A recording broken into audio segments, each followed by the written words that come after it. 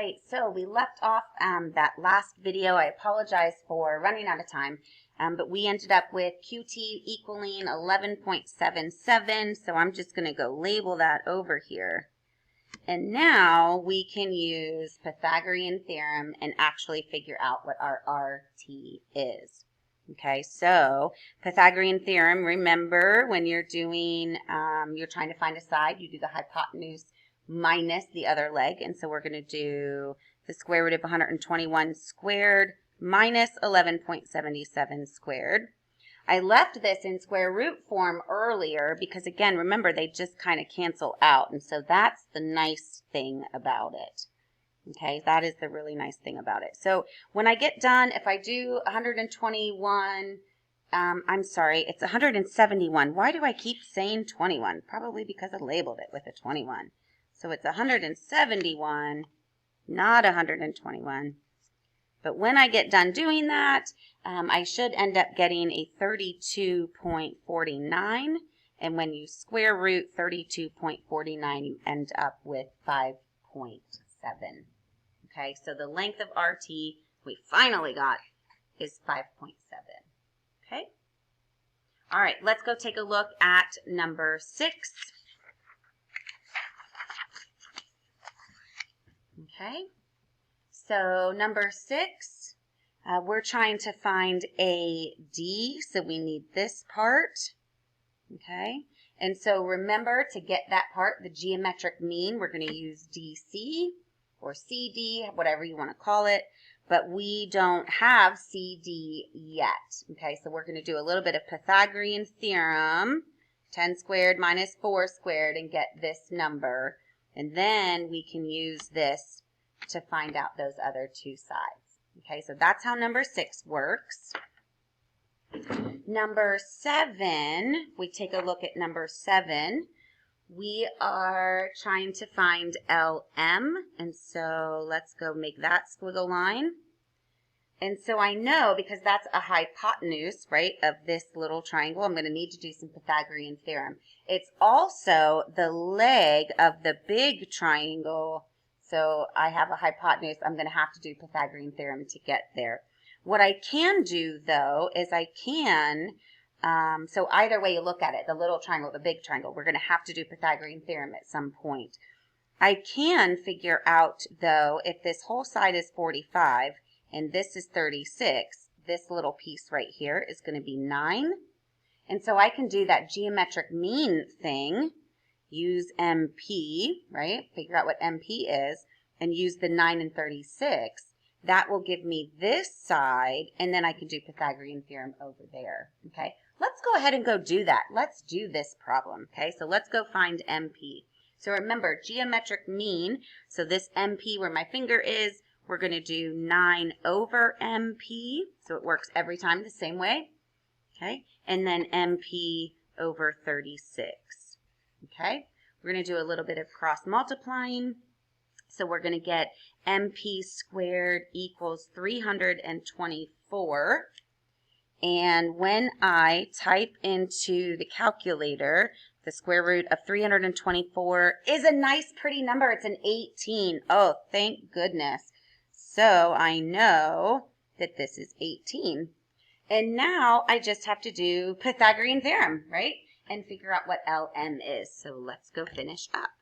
So 9 squared plus 18 squared is going to equal LM squared. Okay, so 81 plus 18 squared was 324. And when I add that to 81, according to my calculator, I get 405. And then here comes that thing we got to do with our square roots, right? So I know that when I square root this, the square root of 405 can be written as 81 times 5. And since I know what the square root of 81 is, that's a 9. My final answer, LM equals 9 times the square root of 5. Okay, so there's number 7. All right, number 8, they want us to find EG. So they want us to find this side And if I take a look at what I have labeled in my triangle, it looks like I have this altitude, this geometric mean. So I can use the 18, the 27, and get this side over here. And once I get EH, I can do Pythagorean theorem and figure out what the EG is. So that's the step we're going to take to get there. So let's go get it started. So again, this is the altitude, right, or the geometric mean. And so we're going to do EH over 18 equals, and then I'm going to put 18 over 27, because remember the geometric mean comes in and cuts these two pieces, right? So when I cross multiply, I'm going to get 27 times EH is equal to whatever 18 squared is. You can type that into your calculator. Divide by 27, and when you do all of that math, you should get a 12. Okay, so this side is 12. Last step is to do Pythagorean theorem to find EG. You can do that. You got that.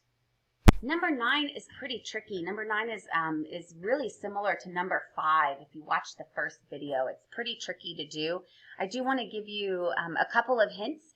There are a couple of different ways that you can go about it. We need to find out what JL is, so you need this piece right here. That, remember, is the geometric mean, and so, you know, if you can find out what these two little pieces are, that would be great. The problem is you have the whole side, we don't have the little pieces, and so you'll have to kind of figure out a way that you can maybe find them. There's a couple of different ways that you can go about this problem. Remember that, you know, you're looking for using the geometric mean, you're looking for a Pythagorean theorem somewhere, but the other option that you have is to do similar triangles and just set up those proportions with the line equal to the line, okay? And that is actually how I went about doing this problem. And so what I'm going to do is go set up the line equals line for similar triangles. And what I basically have is a hypotenuse on this big triangle, and I have the short side at 24, okay? So I'm going to do the hypotenuse 72 over 24. Remember, this was the hypotenuse and then the short side, okay? And then I have this little itty-bitty triangle where the 24 is being labeled. I have this little itty-bitty triangle right here, okay? So I'm going to do the hypotenuse on that little triangle is 24, and then I'm going to do the short side on this triangle is LK. All right? And what that's going to give me is this value right here. And then all of a sudden, now I'm looking at two sides of a right triangle, and I can do Pythagorean theorem and find the other side. So that is one nice way and little trick that will kind of help you get through number 9. Okay? And then last but not least, to give you a hint and to help you get started on number 10, we have to find TU, so we have to find this side over here. And so one of the things that you can do to get there is that you can, you actually have a couple of different choices. There's some other different ways to kind of go about it. You do have a large triangle. You can, if you know that this side is 8, you can find out what the big side is and do Pythagorean theorem to get this side. You can do, which is actually how I went through and did it.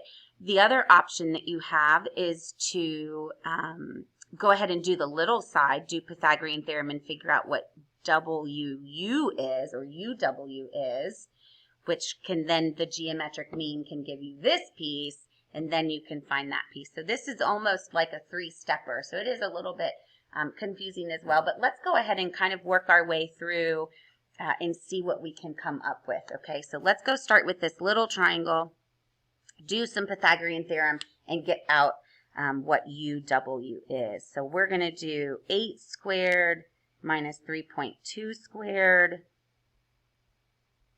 Okay, if I do a little bit of math in my calculator, I should get 53.76. Okay, now I'm going to leave this again as the square root of that number. I'm just going to leave it as that, and I'll show you why in a second. Let's go ahead and get this labeled. the square root of 53.76, whatever that number is, okay? And then I'm going to do the geometric mean thing so that I can get this side, so I can figure out what the side length of TW is, okay? So remember, the geometric mean, that proportion is going to be the same every single time, okay? So I'm going to do 3.2 over the square root of 53.76, and then the square root of 53.76 is going to equal whatever TW is. Okay, when you cross multiply, and this is kind of the beauty of it, but when you cross multiply, the square root of 5376 times itself is just the 5376. It kind of cancels itself out. Okay, and then this is also kind of the beauty of it. When you divide, you end up with a nice, pretty little 16.8. So this side right here is a 16.8, okay? Hopefully from here that will help you get finished. So you now, you actually have a couple of choices. You have this triangle that you can do Pythagorean theorem with and add these guys together to get this side. Or you can do the big triangle and do 8 and 20 and then figure out what TU is. Okay, so you can do that. You've got this. It's Pythagorean theorem. It's geometric mean. Again, shoot me some emails if you have any questions. But I think you guys got it. You're good. You'll be great.